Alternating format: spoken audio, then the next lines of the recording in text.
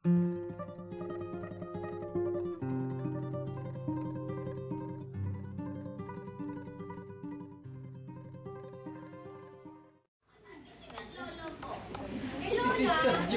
lang naman po ako at isa pa, nasa kabilang kwarto naman po ang lolo. Ay, gabi-gabi na ako. Eh, baka magising ang kapit-bahay niya. Lola, wala pa naman po alas 8 ng gabi. At paliwanag pa kanilang mga bahay. Ay, nagiging pili ay itong batang ito. Ay, hindi ka din ako. Ay, ka. Yung kwento na sa lahat. Si Lolo ba siya? Kwento? Hindi po, gusto ko po yan. Ano naman po kwento? Gusto ko po yung nakakatakot ha.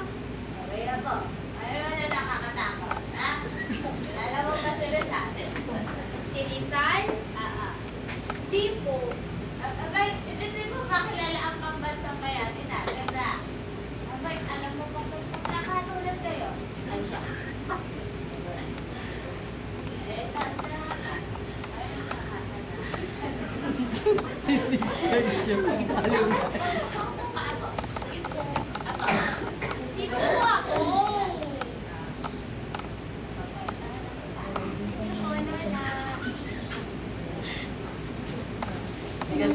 Sino taga-court?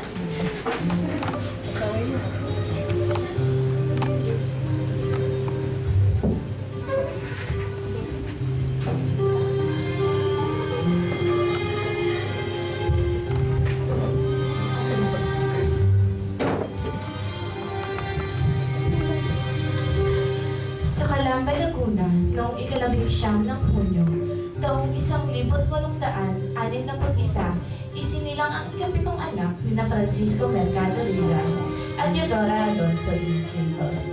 At noong ika-22 ng Hunyo, 1861, siya ay bininyagan sa pangalang Jose Protasio Rizal Mercado y Alonso Rielonda.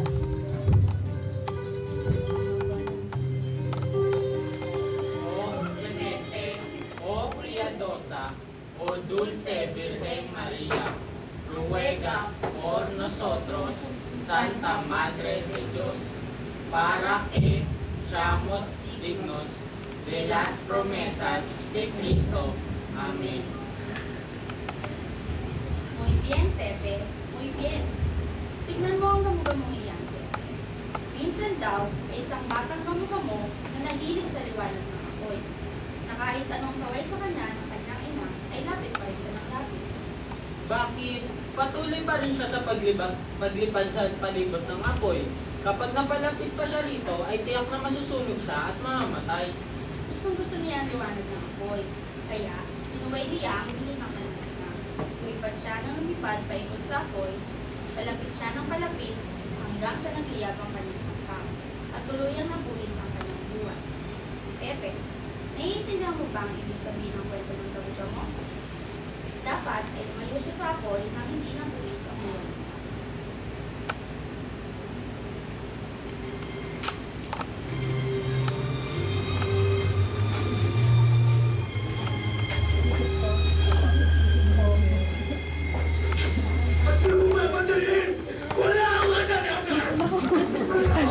Babawilan niya. Tinawanin mo po mga tao dito.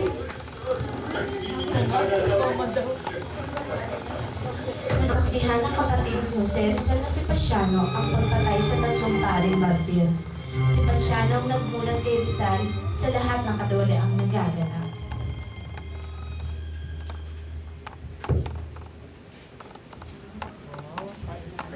Gusto ng mga paring Pilipino na mabigyan sila ng pantay na karapatan. Kagaya ng mga praile. Pero sa halip, pinaratangan sila ng supresibo at pinapatay. Sina Padre Gomez, Burgos at Zamora ay binawit lamang sa isang pag-aalsa sa Cavite. Malamang ay minamanmanan ako ng mga Kastila dahil may mga panahon din na nakatira ako ng Padre Burgos. Madami din ako natutunan sa kanya. Pasiano, tama na. Mula ngayon, hindi ako nang babanggit pa ang pangalan niya sa bahay na ito. Pero tatang, hindi makatarungan ang ginagawa nila. Nanang, ano ba yung hindi makatarungan? Pepe, usapang matanda ito. Sige, kumain ka na. Usapang matanda? Wala pa namang uban si Kuya Pasiano ah. Pepe, huwag kang masyadong pilosofo. Sige, kumain ka na. Nanang, may tanong ako. Ba't kapag nag-uusap ang matatanda, hindi kami pwedeng sumali? Kapag naman kami mga bata, nag-uusap, pwede kayong sumali. Hindi yata makatarungan ngayon. Ano bang naiintindihan mo sa katarungan? Sige, kumain ka na dyan. At baka katarungan ng chinelas ko ang matiman ko.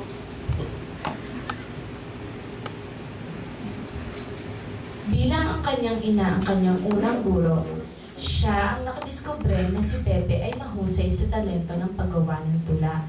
Ang kanyang unang tula ay nakasulat sa Tagalog at ang tema nito ay ang pagmamahal sa sariling wika.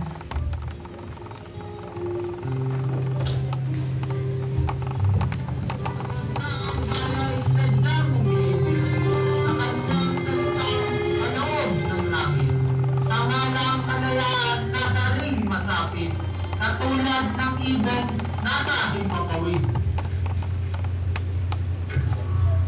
Pagkat ang salita'y isang kahatulan, sa bayan, sa nayot, mga kaharian. At ang isang tao'y katulad sa bagay, na ang alinmang likha noong kalayaan. Ang hindi magmahal sa kanyang salita, mahigit sa hayop at malansang isda. Kaya ang marapat pagyamaning pusa, na tulad sa inang tunay na nagpala. Ang wika Tagalog tulad din sa Latin, sa Ingles, Kastila at salitang Anghel. Sapagkat ang buong alam tumingin, ang siyang naggawad at nagbigay sa atin. Ang salita natin ihuwad din sa iba, na may alfabeto at sariling letra, na kaya nawala dinatna ng sigwa, ang lunday sa lawa noong dako. Wow, Lola, ang galing naman po pala ni Rizal. Hindi ba't sinabi ko sa iyo na malaki ang inyong pagkakapareho? Pareho kayong matalino at belosa po. Lola naman eh, ituloy niyo na po ang kwento. Sige, Apo.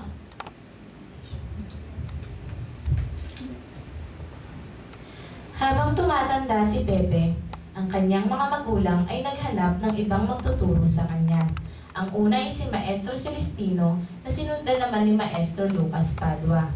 Nang lumaon, isang matanda na lalaki, dating kaklase ng ama ni Pepe na si Leon Monroy, ang naging guro ni Pepe. Siya ay tumigil sa bahay ng mga Rizal. Subalit, hindi din siya nagtagal. Binawian siya ng buhay matapos ang 5 buwan. Pagkatapos ng kanyang pagkamatay, napagdesisyonan ng mga magulang ni Rizal na ipadala ang kanilang anak sa isang pribadong eskwelahan sa Binyan. Pepe, araw ba gusto mo mag-aaral? Opo, tatang. Pero ba't kailangan pa mag-eskwela? Pwede naman ako turuan ni Nanang dito sa bahay eh. Marami na nga akong natutunan. Hindi lahat ng bagay ay matututunan sa bahay. Kaya mo, dadalawan naman kita doon. Saka dapat ka matutong hindi palaging nakasubsob sa pamilya mo. Di ba, Pasiano? Tama si tatang. Sige na. Bilisan na, ati-atid mo na ang kapatid mo, Pasiano.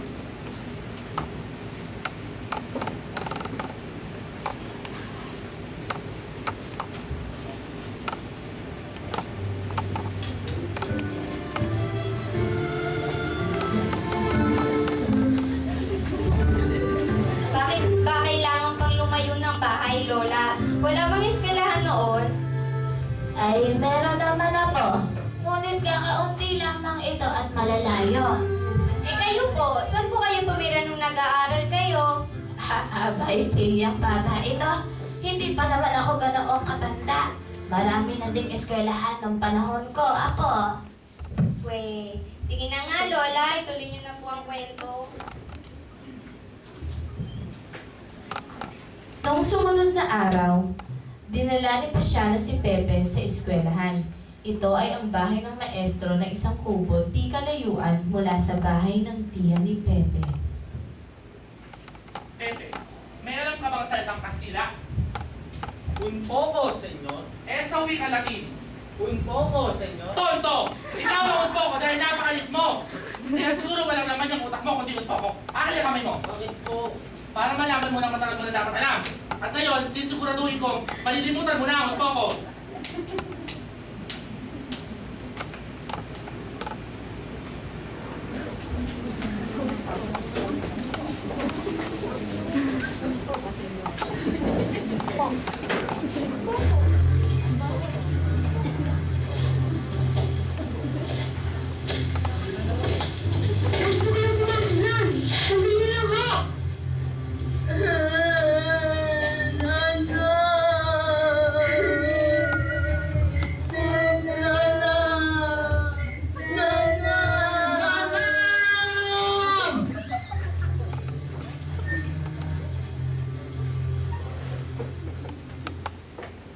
Kuya, bakit hindi mo uli ang tanang?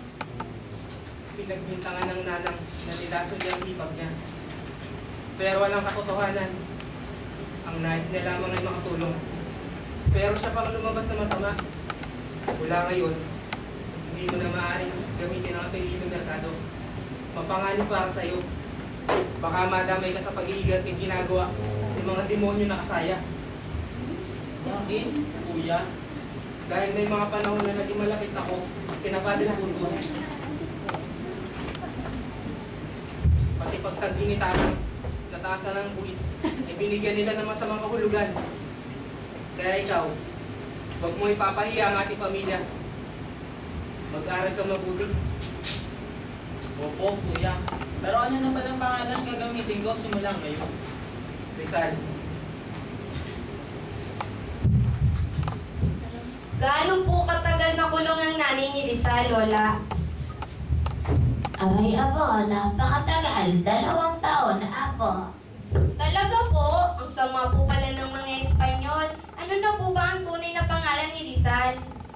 Abay, Apoy, napakahaba. Ang kanyang buong pangalan ay Jose Protasio Rizal Mercado y Alonso de Alonda. At mula ng panahong iyon, ay Jose Protasio Rizal na lamang ang ginamit niya, Apo. Sobrang haba nga po, Lola. Tiyak na nakakapagod isulat yun sa papel. Ay, pero napakasipag ni Rizal, Apo. Siya ay isang matalinong estudyante. Marami siyang nalalaman at pinag-aralan.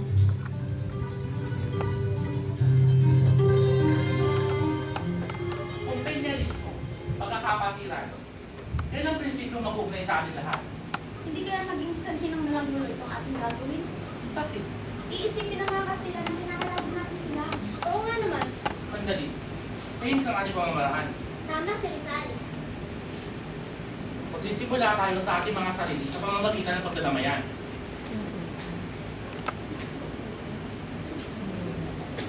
Chongo! Ayun na naman yung mga boss niya. Pabayaan mo sila. Bolos! Lul! Abron! Tonto!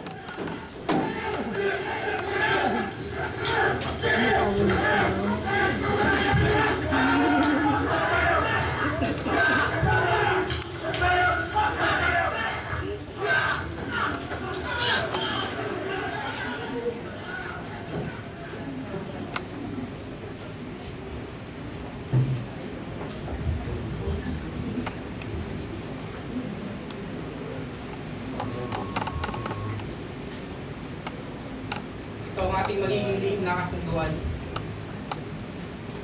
Pupunta ka sa Europa upang mag-aral ng medisina at upang gawin ang nararapat para sa ating bayan. Kuya naman, Pepe, maiwan ako dito upang mag-alaga kina tata. Mamahala ng ating bukiri. Kaya hindi mo na ako mag-aasawa. pero kuya, bakit hindi kayo pumunta roon? Bakit ako pupuntahin nyo?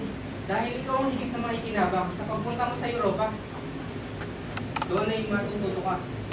At malaya mong maipapahayag ang baho ng pamahalaan dito sa ating bayan. Doon ay marami rin Pilipino. Malaya niyong maisusulat at kinakailangang katarungan at pagbabago na wala dito sa ating bayan. Pero kuya, hindi pa ako handa. Pepe, hindi lamang ako may pasya nito. Pinag-usapan namin ito ng ibang kapanay. Padadalang ka namin ng panggastos buwan. Si Nanang, hindi papayag yun. Hindi muna natin sasabihin sa kanila. Malalaman na lang nila kapag nasa Europa ka na. Paano si Leonor? Pepe, bakit ba napakadami mong tanong? Sarili mo lang bang iniisip mo? Sa Europa ay nag-aral si Rizal ng medisina upang magumot niya ang kanyang ina at nagsimulang ipahayag ang katiwalian ng pamahalang Kastila.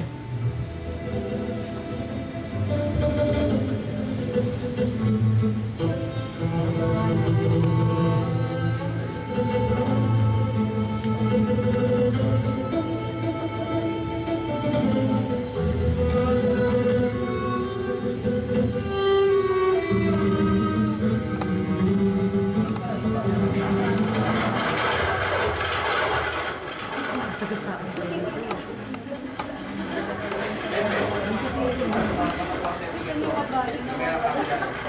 Salamat sa iyo, Antonio. Sa merkado, kala ko may hindi ko nakakamitin ang pangalan yan. Pangahil lang yan. Bakit ilawan na kami ng mga opisyalis?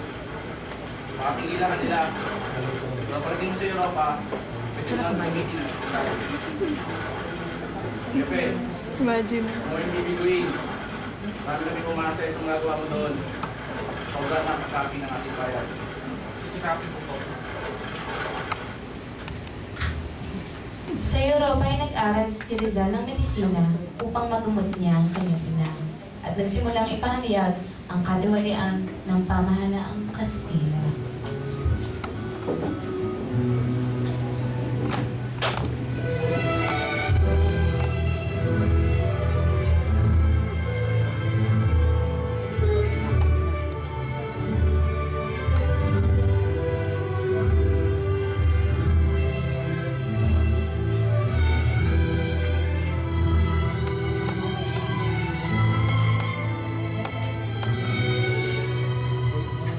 Cesar.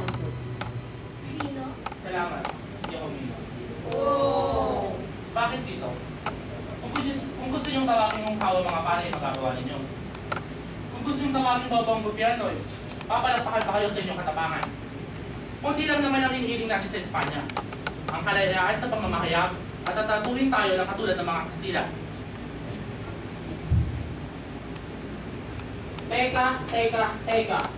Ipupusta ko ang isang gabi ko sa bordelo, pero hindi papayag ang Espanya. Papayag sila kung ipapakita natin na tayo mga edukado at mararangal na tao. At kung may benepisyo sa kanila na tatuhin tayo ng tama. Kalokohan, ang papakinggan lamang nila ay mga praile at mga gobernador general ng ating bansa. Nagsasayang lamang tayo ng ating mga lawan. Eh ano naman kung mapanis at masayang ang iyong laway sa inyong siraan? Kung ang kapalit naman ito ay matapos na ang matagal na paghihirap ng ating mga kababayan. Kontento na ang mga Pilipino sa nataguriang sistema, maski mag-free sila. Mas mahirap para sa kanila ang magbago. Para sa iyo o para sa kanila? Mga kasama, sa palagay ko'y tama ang ating kaibigan si Rizal. Palagi naman siyang tama eh. Pero mga kasama, pag nakailang tayo, baka magalit ang Espanya sa atin. Salamat nga tayo na kahit paano ay nakapunta tayo dito at nakakuha ng edukasyon at marami pang ibang bagay. Edukasyon. Para lalo kayo magpakaduwag. Kontento na ba kayo sa mahabang panahong pagpapalipin?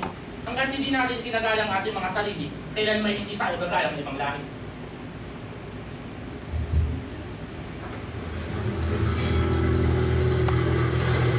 Tayo malimig matapos sa mundo ng filibusterismo na sa pagsasalaysay lamang ng ating paglalaki na tunay ang pumuto. Yaon na maging ang katawagan lang ay nagiging dahilan sa pagpangit natin ng napakalalaking pagkakamali. Kahit ang pangalan ng Diyos ay kanilang ginamit upang hatulan ang aking mga kaungian ang katotohanan ito at takutin ang lahat.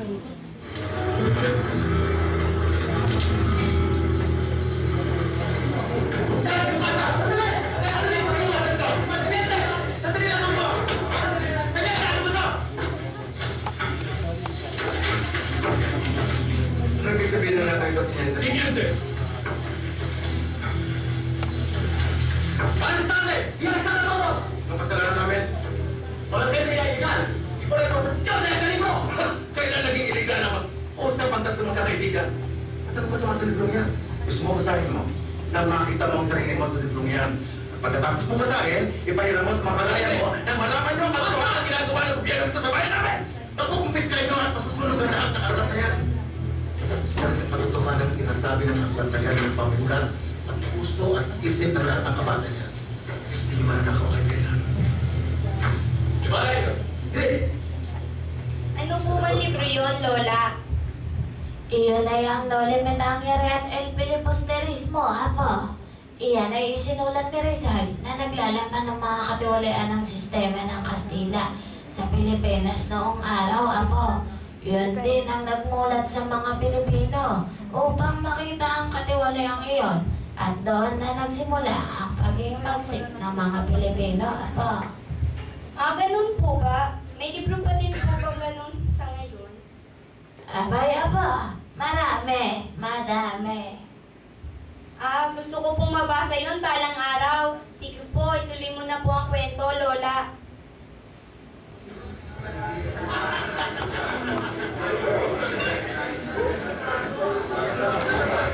Silensyo!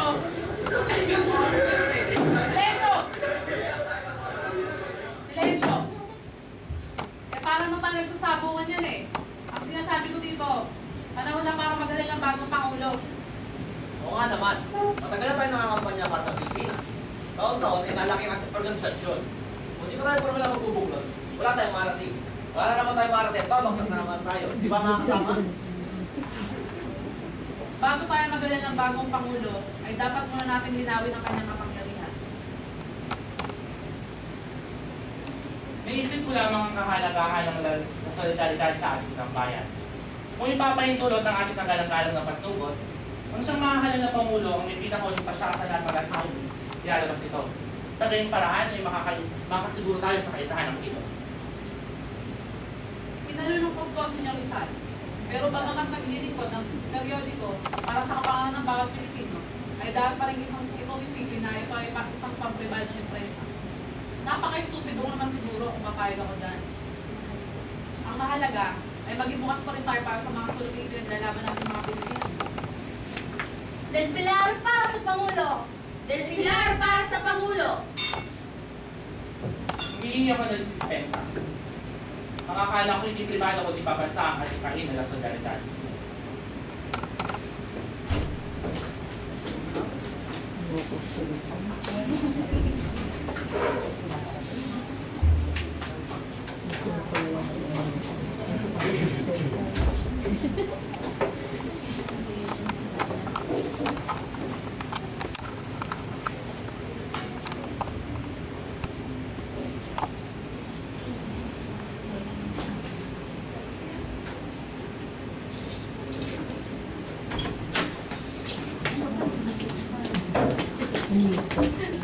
Jose! Pepe! Sandali lang, Pepe. Marami na sinangkiyaw ko ng panagtandang naman, no? Pero tiyak na may ikaw mahalap bilang Pangulo. Salamat na lamang. Subalit ang samang walang pagkakaisa ay wala ng silbi. Pepe, sandali lang. Pagpasensya mo naman si Marcelo. Alam mo madali magkikita ang kanyang mga tenga. Yaman din lamang na pribado pa lang ang hikain na solidaridad. Lubusin na niya ang kanyang kriman. Siya na ang maging Pangulo. Pepe, marami umaasa sa'yo. Ponce, saan ako nagkamali? Lagi akong tumutulong sa mga batuang kasamahan natin. Ngayon, matuto silang tumayo sa sarili ng mga paa. Saan naman pupunta? Paano naman simulan natin? Nagpakalayo-layo ako, subalit wala rin ako marating. Ano ngayon ibig sabihin? Babalik ako sa Pilipinas. Baka naman kaharapin mo doon, Rizal. Lola, bakit po ba kailangan pang bumalik ni Rizal sa Pilipinas? Ay, malalaman mo, Apo. Kaya makinig ka, ha?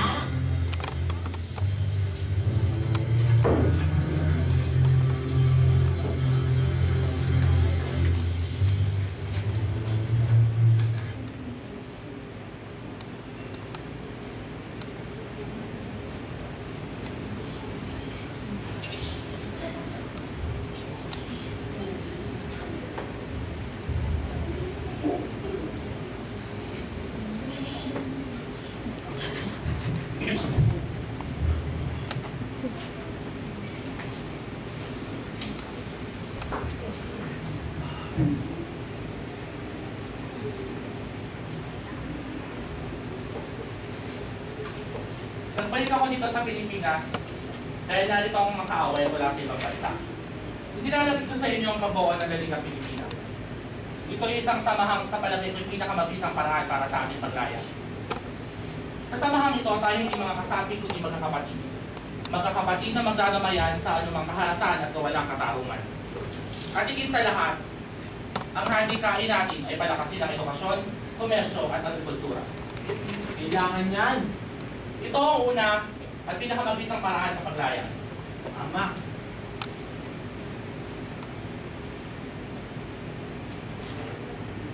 Patatagin ang ating mga sarili, ang ating mga pamilya, at kapag matatanda tayong lahat, matatanda rin natin may paglalaban ng ating kalayaan. Mabuhay si Dr. Jose Rizal! Mabuhay! Lakas.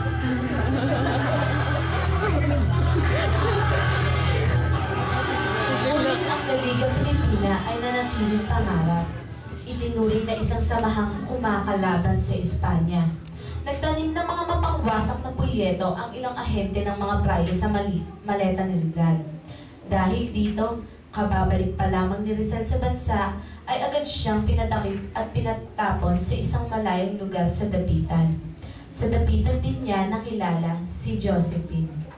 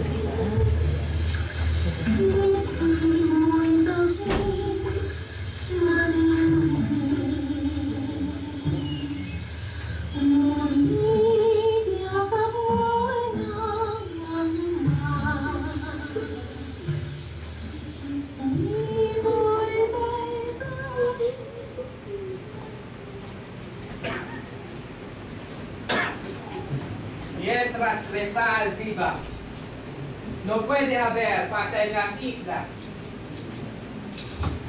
Jose Rizal es en el exilio en Dapitan. Masyadong lejos para ser conquistar daño. El destino a esta revolución es tu deber para eliminarlo. ¡No me digas cómo hacer el trabajo! Pues bien, es mejor hacer su trabajo serio. Pinagtalunan ng Gobernador General at ang Monsignor ang pagkakadawit ng pangalan ni Rizal sa revolusyon. Pinagtanggol ng Gobernador General na si Rizal ay kasalukuyang nasa Dapitan at iginiit na hindi siya nagpaumpisa ng revolusyon na hindi naman pinaniwalaan ng Monsignor.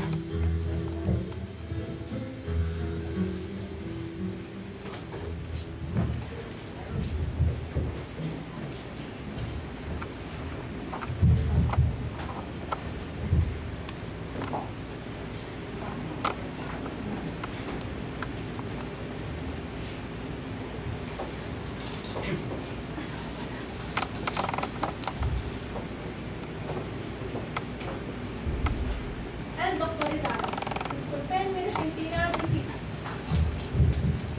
Entiendo que el gobernador general, los funcionarios españoles piden asco, pero puedo orar. Es cierto, tienes muchos enemigos. Por lo tanto, usted tiene muchos enemigos. Gobernador General, isa akong ophthalmologo. At ang gusto ko lamang ay makakita ng maayos ang aking mga kababayan. Kailangan bang isinusulat ang mga nakikita? Gobernador General, anong pinagkaiba natin sa mga hayop? Hindi ba matalas ang dila ng iyong mga nobela? Nabasa mo na ba ang aking mga nobela? Hindi pa. Pero sabi nila ay baka hindi raw ako makatulog.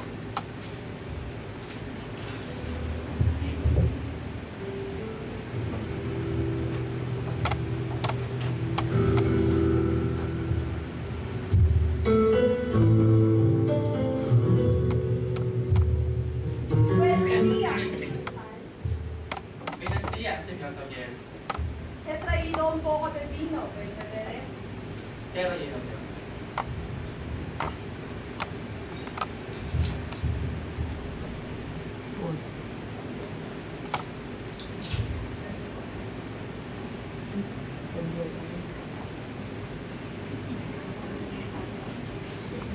Feliz Navidad sa inyo, Rizal.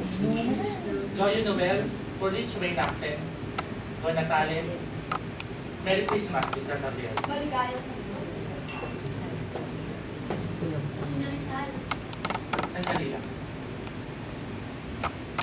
ito po, nakahingi na po ako ng 2 piraso nga sa mga gwardiya. Pasensya na po kayo. Maligayang Pasko po, Senyor Rizal. Maligayang Pasko din. Uwi ka ba sa pamilya mo? Wala po akong pamilya. Abig, isaluhan mo na kami dito. Hindi na po, kaya sinusuin pa po kasi ako. Sige po, maligayang Pasko po. Maraming salamat po. Ikaw, Gabriel. Nasaan ang pamilya mo? Nasa Espanya na silang lahat. Ako na lamang nagtatagal sa napaka-init. Bakit? Ano nakita mo sa aming mga Indio? No sé. Debe ser Viva España! Viva Pilipinas! Aking Spells. Nabasa. Napakadilig na gabi. Lasing ka na, Gabriel. Pumasok na ang alak pati sa kaluluwa mo. Nalasing na yata ako ng mga gabi. Kung nagpapakita man ako ng dilim sa kagustuhan kong ipakita ang liwanag. Wala akong makitang liwanag gusto. Nung sipara pa lang siya, oo. Pero nung naging sisimo na siya, umitim na ang ugali niya. Ikaw, Senyor Rizal, nagbago na rin ba ang paniniwala mo tulad ni Simon? Gagamit ka rin ba ng dahas? At magpuhudyok ng revolusyon? Ikaw na ba si Simon? Naniniwala ka rin ba sa pagta ng revolusyon? Gabi na, pagkita na lamang tayo bukas ako. Korte? Ano po ba ang gagawin nila sa korte, Lola? Sa korte nila lilitisin si Apo, Rizal. Bakit po, Lola? Ano po ba ang naging kasalanan ni Rizal? Kinakalaban niya ang mga Espanyola po sa pamamagitan ng kanyang mga nobela. Itutuloy ko na ang aking kwento, Apo.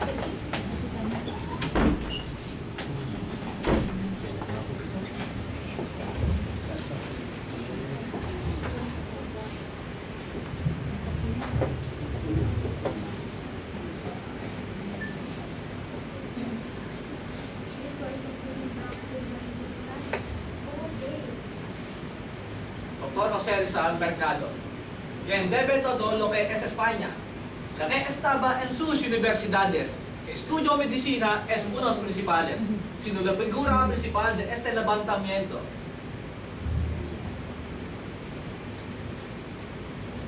¡Ejecutarlo! ¡Viva España! ¡Viva España! Don José Rizal es el principal motor de esta rebelión código penal. Como consecuencia, el delito de rebelión debe ser castigado con la muerte. Desde hace muchos años, el nombre de Rizal ha tenido visos delitos rebeldes. ¿Ha hecho Rizal cualquier acto público o una declaración de separatismo? ¿Alguna vez él ha proclamado, antes de que España, nuestra patria, que aborrece su dominio sobre sus territorios y que viene de hacer la guerra y destruir a ella, nuestro único argumento no es culpable? Este tribunal condena a Don José Rizal Mercado y Alonso con la pena de muerte. Nag-umpisa na ang paglilitis ni Rizal. Ayon sa Gobernador General, dapat ay hatulan ng kamatayan si Rizal dahil sa kanyang pagtatraidor sa Espanya. Si Tabiel na naging depensa ni Rizal sa hukom ay pinagtanggol ito at iginiig na walang kasalanan si Rizal sa Espanya dahil hindi naman siya ang uudyok ng gera. Ngunit sa desisyon ng punong maestrado, si Rizal ay nahatulan ng kamatayan.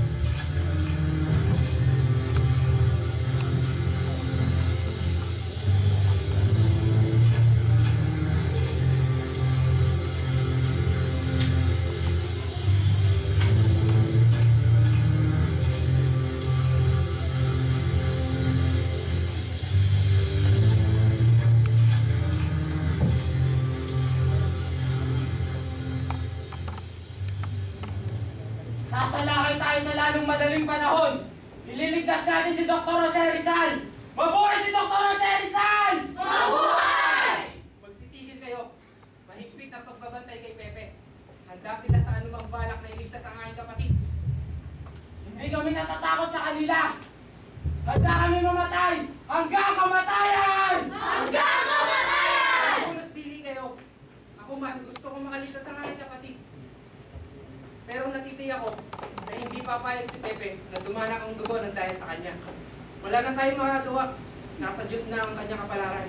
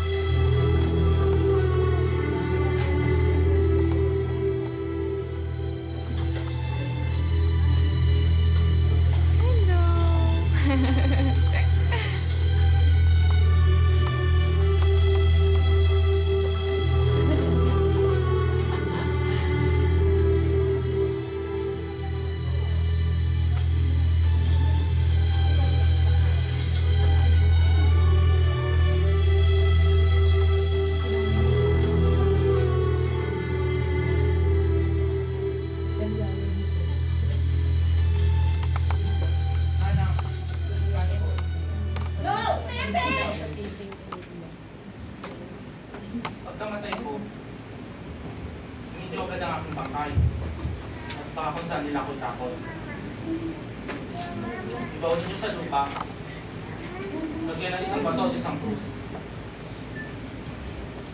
Isulat niyo ang aking pangalan, kapanganakan, at kamatayan. Yun lamang po, Nanang. Wala na mong iba. Kung gusto niyo po malagyan ng bakod ang aking puntod, magagawa niyo po. Nanang! Nanang! Nanang! Kawawa naman po pala si Rizal, Lola. Hindi niya nakasama ang pamilya niya sa mga huling araw niya. Ay sadyang mahigpit ang mga tao noong panahong iyon, Apo. Ano na po ba ang mangyayari kay Rizal, Lola? Malalaman mo, Apo. Malapit nang matapos ang kwento ko, kaya makinig kang maigi.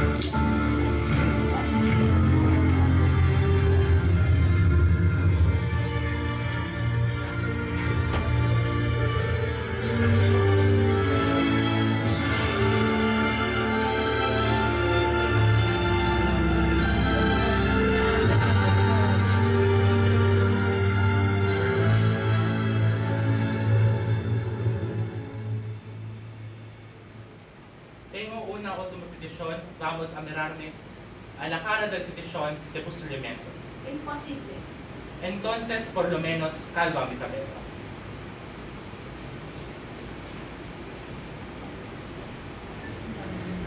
En el nombre del rey de España, cualquiera que levanta el favor de la pena también se ejecuta.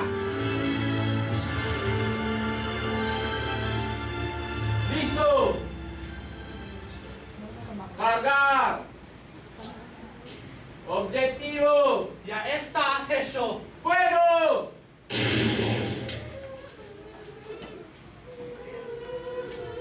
¡Viva España! ¡Viva España!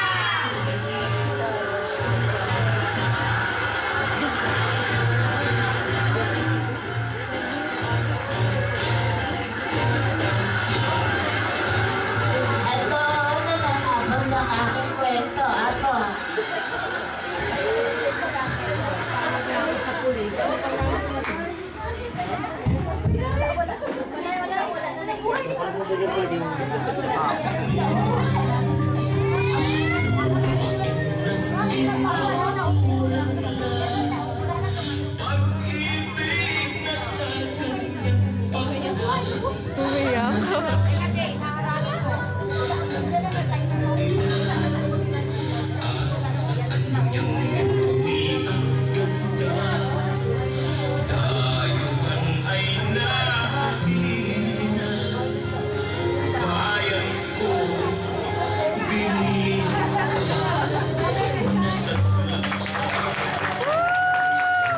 Pinakikilala ang mga kumanang.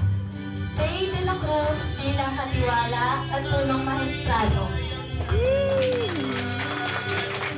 Nova Angelica Sumilong bilang kaklase. Joyce Karen Hamor bilang General Blanco at kaklase. Joanna May Valenzuela bilang Senyor Xavier. Fermaine Mendoza bilang Theodora.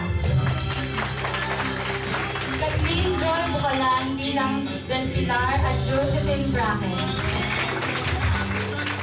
Ronel Sison bilang Ponce at Guardia. Hattie Tanyag bilang Pasiano, Monsignor. Nino Alison Pabalan bilang Francisco, Guardia at kaklase. Ralph Ivan Santos bilang Tio Antonio, kaklase at Guardia. Camille Alexis Camilo bilang Batang Rizal, Senyor Serrano at Andres Bonifacio. Zayla Candia bilang Lola. Zachary Francisco bilang Apo. At ang kumanap bilang Maestro Cruz at Jose Rizal. Ipinakikilala Arnold Alendela.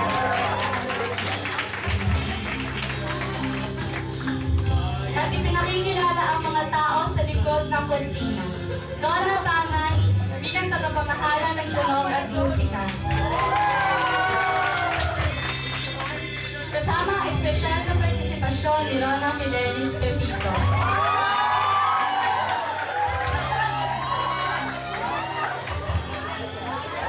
Monica Sosa bilang anak. At ang mga direktor, Javin Audrey Barion.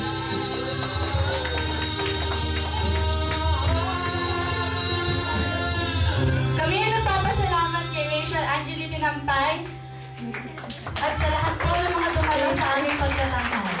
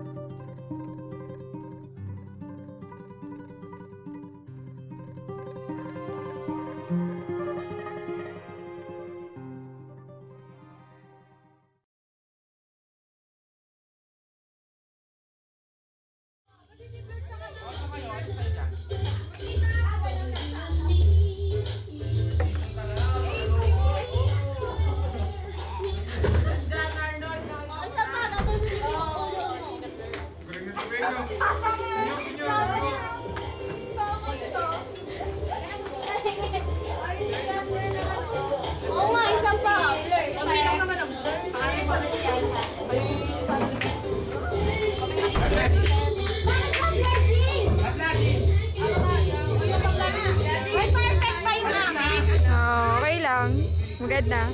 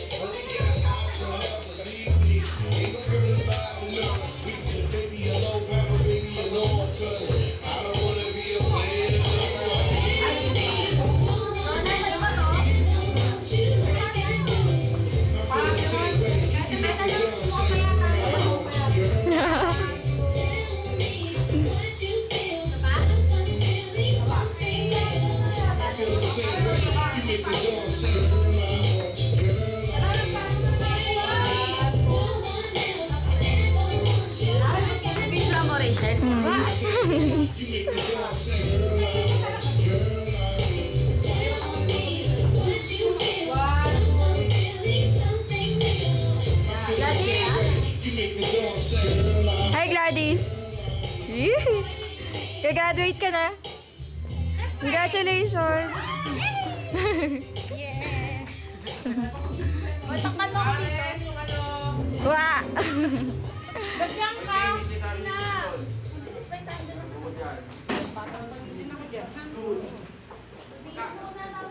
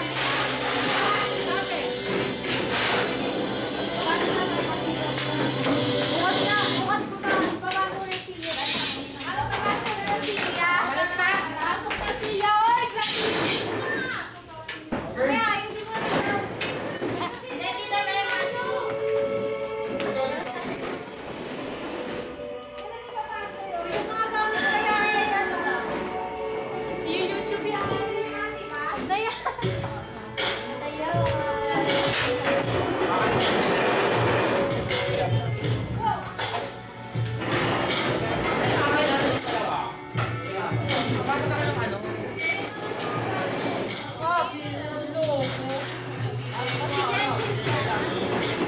Hindi nakabalik tayo ng ano.